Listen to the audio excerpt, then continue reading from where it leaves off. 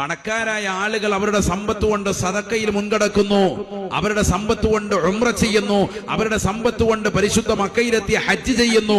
ഞങ്ങൾക്കത് പറ്റുന്നില്ലല്ലോ, ആ അമല് ചെയ്യാൻ, ആ കൂലി കരഗതമാക്കാൻ എന്ത് ചെയ്യണമെന്ന് നബി തങ്ങളോട് ആശങ്ക പ്രകടിപ്പിച്ചപ്പോൾ നബി സല്ലല്ലാഹു അലൈഹി വസല്ലം തങ്ങൾ പറയുന്നു, ഞാൻ നിങ്ങൾക്കൊരു കാര്യം പറഞ്ഞു തരാം. അലാ ഉഹദ്ദിസുകും ബിശൈഇൻ, നബി തങ്ങളുടെ വാക്കാണ്, ഞാൻ നിങ്ങൾക്കൊരു കാര്യം പറഞ്ഞു തരാം.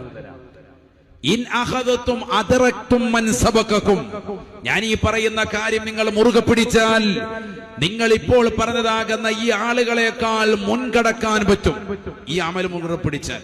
അപ്പൊ എല്ലാവരും കാതുകൊടുത്തു, പാവങ്ങളായ സ്വഹാബത്ത് മുഴുവനും ശ്രദ്ധിച്ചു. നബി തങ്ങൾ പറഞ്ഞു, തുസബ്ബിഹൂന വ തുകബ്ബിറൂന വ തുഹമ്മിദൂന ഖൽഫ കുല്ലി സ്വലാത്തിൻ മഫ്റൂള 33 5 വഖത്ത് നമസ്കാരങ്ങൾക്ക് ശേഷവും 33 പ്രാവശ്യം നിങ്ങൾ സുബ്ഹാനല്ലാഹ്, അൽഹംദുലില്ലാഹ്, അല്ലാഹു അക്ബർ നിങ്ങൾ ചൊല്ലണേ. അവർ നേടിയെടുത്തതാകുന്ന പുണ്യത്തേക്കാൾ ഏതാണ് അവർ നേടിയെടുത്തത്? പരിശുദ്ധമായ മക്കത്തുൽ മുക്കറമയിൽ പോയി ചെയ്ത ഹജ്ജാണ്. ഏതാണ് അവർ നേടിയെടുത്തത്? പുണ്യമാക്കപ്പെട്ടതാകുന്ന നഗരിയിൽ പോയി ചെയ്തിട്ടുള്ള ഉംറയാണ്. അവർ ചെയ്ത ഹജ്ജിനേക്കാളും ഉംറയേക്കാളും അവരെ കൊടുത്തു വീട്ടിയിട്ടുള്ള ദാനധർമ്മങ്ങളെക്കാളും നിങ്ങൾ ഉന്നതമായ തലത്തിലേക്ക് എത്തുമേ.